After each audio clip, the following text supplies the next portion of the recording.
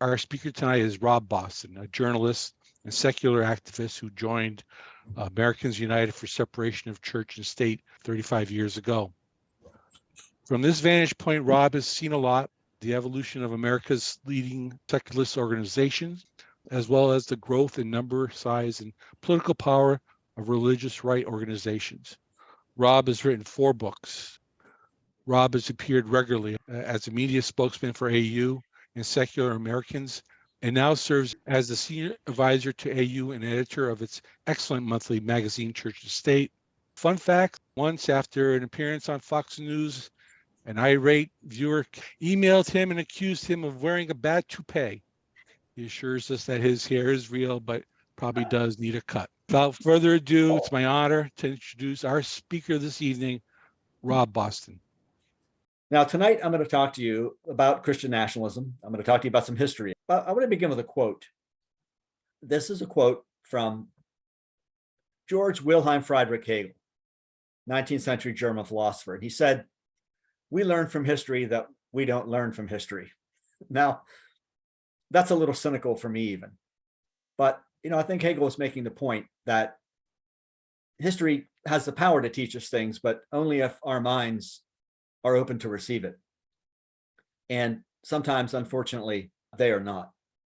And I think about this a lot because when we think about the history of the United States, like any other country, has an origin story. And origin stories are interesting, but they are oftentimes a combination of myth, some facts, and aspiration. And what I mean by aspiration is what we would like to be as a nation as opposed to what maybe we really are. You get the origin story. And in the United States, of course, the origin story is that we were founded as a beacon for religious freedom. I mean, how many times have you heard people say that about the Puritans and the Pilgrims? And it's just not quite right. Because if you remember the real history of those movements, you're talking about people who wanted religious freedom, yeah, sure, for themselves, and did not extend that to others. And in fact, the theocratic governments that they created are not the model that eventually was adopted in this country. But you do find people today kind of looking back at that, some folks with an almost longing for that kind of theocratic state. We have a better model, and I'm going to talk to you a little bit about some of that tonight. Interestingly enough, Connecticut is key to the story in some ways.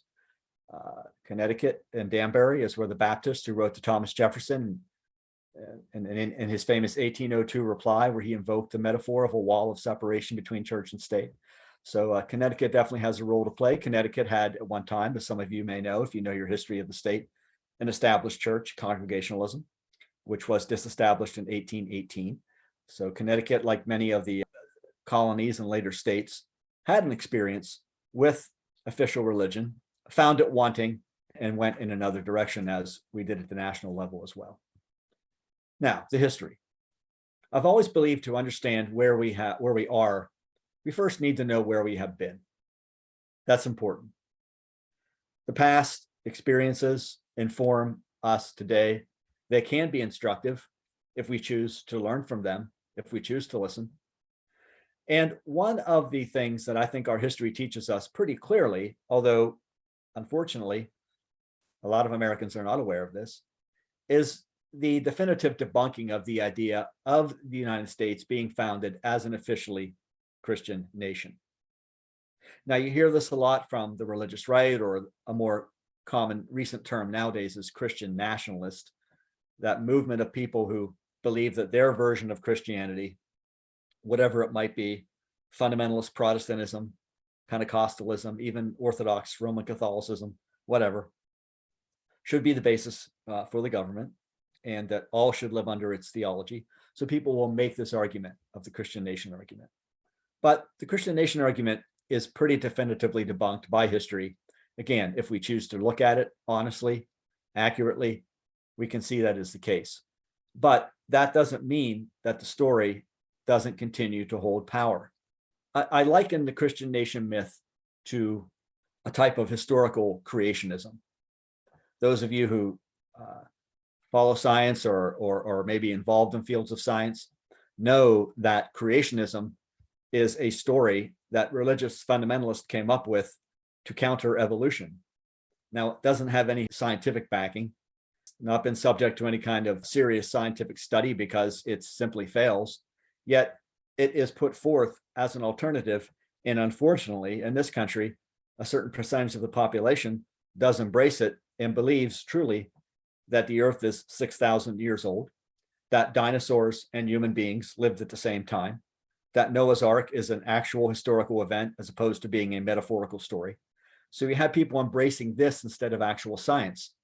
The same way that these Christian nationalists will embrace the Christian nation myth instead of the actual history. And what's sad about that is the actual history of the country and the real story of the development of religious freedom that rests on a wall of separation between church and state is an amazing story. It's a powerful story. It's an instructive story. We should be proud of it. We should embrace it. And many Americans do, but others turn their back on it and reject it and are almost ashamed of it. And that is a shame because we have much to be proud of with the development of religious freedom in the United States. And I want to be clear as I'm talking here tonight, when I say religious freedom, I absolutely mean to include in that phrase the right to reject all religions, be non-religious, to be an atheist, to be a freethinker, to be a humanist, whatever term you may choose to embrace. A theory of religious freedom that did not include the right to reject faith or be non-religious would be of no use. And I think the framers knew that as well. So religious freedom doesn't just protect your right to be a Christian or a Jew or a Buddhist or a Hindu or a Muslim or a Wiccan or a pagan. Yeah, it does include all those things, but it also includes your right to say to all of that, that's not for me, and I don't want to be religious. So that's the true and really, I think, broad embrace of religious freedom. And that's why the story is so powerful. The history is so powerful. Because remember, the United States came out of a European experience where for many, many centuries, church and state had been combined. Now, of course, the result of that was violence, war, terror, oppression, torture, death. But they were combined. And for the framers to, coming out of that experience, to deliberately sever that tie, which nobody had really ever tried before, is pretty remarkable. So when we're debunking the Christian nation idea, there are a couple of lines of evidence that we need to look at. The first line of evidence is the text of the Constitution itself.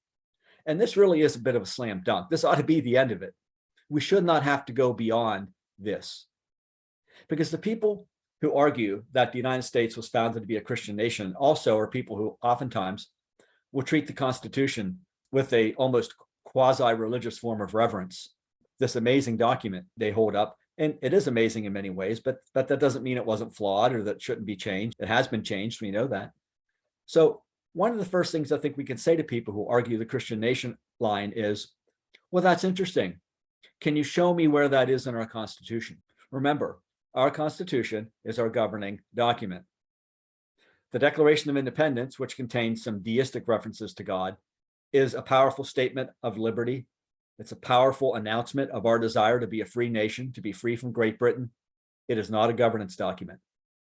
So when people point to the Declaration of Independence, they are not pointing to a governance document. They're pointing to something else. When they point to other documents that may have references to religion or God or even Christianity, again, those are not governance documents. The Constitution, despite what some Americans may believe, does not state anywhere in it that the United States is founded to be a Christian nation. It contains no references to God, Jesus Christ, or Christianity in the body of the document.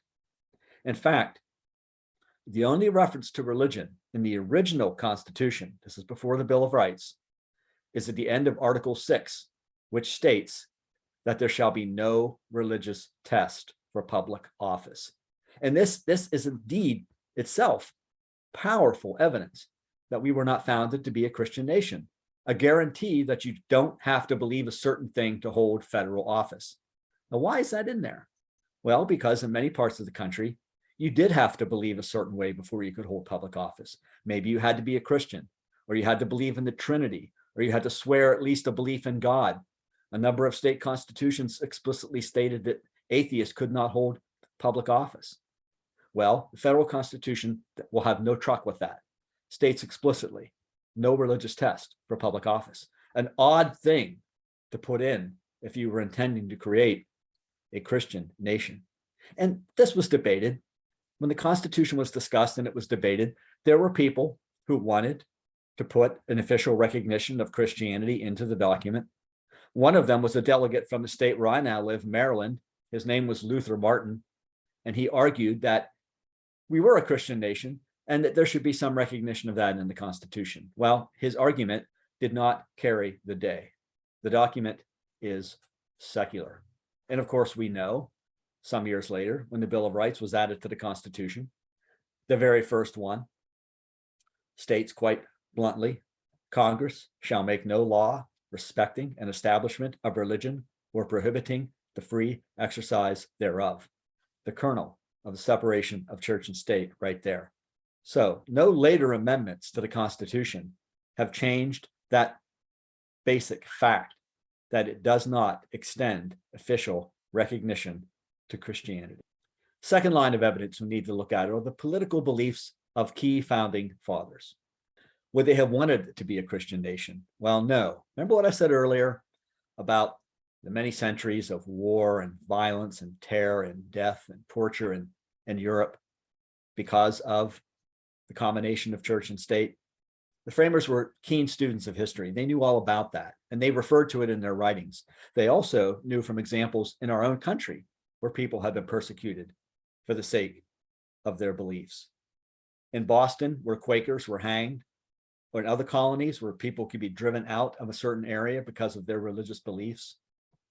Witch trials in Salem, Massachusetts. They knew about these experiences of religious hysteria and the dangers of church and state working in connection. Now, we're talking today a little bit about Religious Freedom Day. Religious Freedom Day, if you don't know this, commemorates the passage of the Virginia Statute for Religious Freedom, drafted by Thomas Jefferson in 1779. It became law in Virginia in 1786, thanks to the work of Thomas Jefferson's close ally and friend, James Madison. Thomas Jefferson was living in Paris as our minister there at the time the bill was pushed through the Virginia legislature by Madison, and the two corresponded about it. Madison was very pleased to see this become law. Later, reflecting on the passage of the bill, Thomas Jefferson noted that when it was being debated in the Virginia legislature, there were attempts to limit its protections to Christians only. In other words, you could choose any religion you wanted as long as it was the Christian variety. Virginia at the time did have an established church. It had an Anglican establishment. So in some ways, that was a tiny step forward, allowing people to choose other types of Christianity, but that wasn't good enough for Jefferson and Madison. They insisted that the bill extend religious freedom to everybody, and that is the way it passed, with Thomas Jefferson's original language intact. Jefferson later, in an autobiographical sketch, celebrated the fact the bill had in the legislation protected, quote, the Jew and the Gentile, the Christian and the Mohammedan, the Hindu and the infidel of every denomination. Now, you can't get much clearer than that. There's Thomas Jefferson stating explicitly that his religious freedom bill in Virginia, which most scholars agree was the model for the First Amendment in its religious freedom provisions, protects everybody: Christians, Jews, Buddhists, Hindus, Muslims, even infidels. That's an amazing step forward.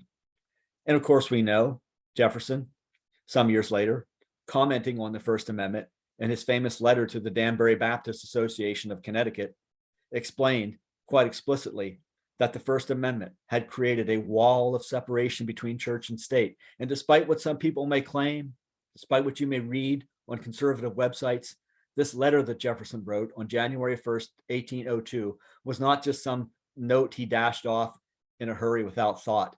In fact, he put a lot of thought into it. Remember, if you wanted to get a message out, you did it with a letter that many times would then be turned over to a newspaper and printed therein. So Jefferson knew when he made this statement about religious freedom in replying to the Danbury Baptists. And by the way, the Danbury Baptists wrote to Jefferson because they were being persecuted in Connecticut. They were Baptists living in a congregationalist quasi-theocracy.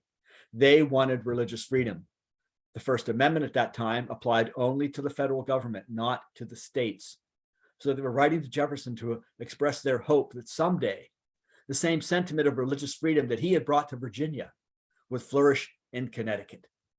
And Jefferson wrote back to agree and talked about that wall of separation between church and state. He had the letter reviewed by his attorney general, and he shared it to some other members of his cabinet as well, because he knew that this was going to become a public document and that he wanted to make a statement about religious freedom. So Jefferson wrote the letter, and indeed it took some time, but 16 years later, in 1818, the Baptists of Connecticut and all other religious minorities in Connecticut, such as Jews and Catholics and others, were free from the Congregationalist establishment when Connecticut disestablished that church as its official state church. There are other lines of evidence along these lines. James Madison's Memorial and Remonstrance of 1785, a powerful document that explains why nobody should have to be forced to support religion against their will, is a strong, strong endorsement of separation of church and state. Alexander Hamilton in the Federalist Papers explains that the President of the United States will never have religious duties, unlike all those monarchs in Europe who declared themselves the defender of the faith or had some sort of official position with religion. Not here, not in the United States. There were pastors who worked alongside political leaders, like John Leland, a Massachusetts clergyman who lived in Virginia briefly and who knew Thomas Jefferson, who advocated strongly for separation of church and state as the best way to protect freedom of conscience. John Leland once wrote, "The notion of a Christian commonwealth should be exploded forever." These are not the words of people who believed that we should be an officially Christian nation. What about the religious beliefs of some of the key founders? Would their religious beliefs have led them to embrace an officially Christian nation? No, they would not. If you look at the leading founders, men like George Washington, Thomas Jefferson, James Madison, John Adams, and others, what you find is either a sort of deism or in Jefferson's case, a Christian rationalism. Jefferson believed in Jesus as a moral teacher. He was actually very fond of the moral teachings of Christ, the fantastic beliefs of Christianity that he did not accept. Let me read you one of Jefferson's quotes in a letter to John Adams. This is quite remarkable. This is dated April 11th, 1823. This is, after Jefferson's presidency. He's in private life now, so he can speak more freely. He said, "The day will come when the mystical generation of Jesus by the Supreme Being, as his father in the womb of a virgin, will be classed with the fable of the generation of Minerva in the brain of Jupiter." In another letter that Jefferson wrote to a friend, William Short, dated October 31st, 1819, he listed everything about Christianity that he did not believe. He considered these artificial systems. It's a pretty long list, and it doesn't leave much left of traditional Christianity. John Adams was a Unitarian who did not believe in the Trinity. John Adams once wrote in his diary about how he had had dinner with an army officer, and they fell into a debate, a friendly debate, about religion. The army officer was trying to convince Adams that the Trinity was a real thing, that it was true. Eventually, the army officer kind of gave up and used an argument that some of you may be familiar with if you argue with religious people. He basically said, well, it's a mystery. Our minds aren't meant to comprehend all these divine mysteries. Later in his diary, Adams wrote, "Thus, mystery is made a convenient cover for absurdity." George Washington, many folks agree, was a deist. Many scholars agree. While he was nominally a Christian and belonged to the Anglican Church in Virginia, he would often leave services before communion was served, and in his personal behavior and other lines of evidence indicate that he was never particularly devout in the traditional Christian sense. James Madison is perhaps the most enigmatic of all. Scholars still debate his religious beliefs today. Some believe he was a deist. Unlike some of the other key founders, he didn't really speak about it very much, but there was nothing to indicate that he was certainly a very devout or serious Christian. Thank you.